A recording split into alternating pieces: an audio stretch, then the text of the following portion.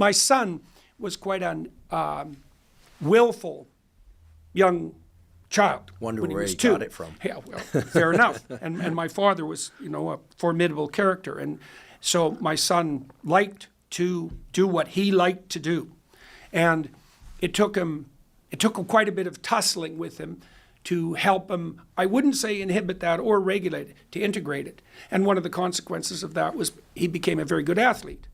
And so why is that relevant? Well, because it wasn't like he stopped being assertive or even aggressive. It's that he learned how to put that aggression in its proper place in relationship to a goal that was much more sophisticated than merely getting his own way moment to moment.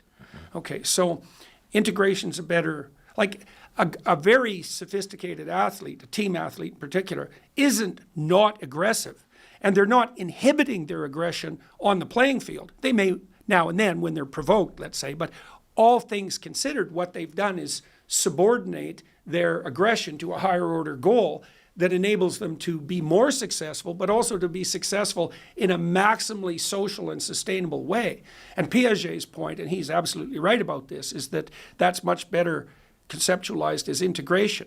And then with regard to impulse, because I said I would return to that, I spent a lot of time walking through the behavioral literature, right? And a lot of that was derived from animal experiments, and it was predicated on the idea that if you could explain something on the basis of a deterministic reflex, you should. And there's something to be said for that hypothesis. Don't make your theory any more complex than it needs to be. How far can you get with a theory of chained reflexes, a deterministic theory? The behaviorists got a long way.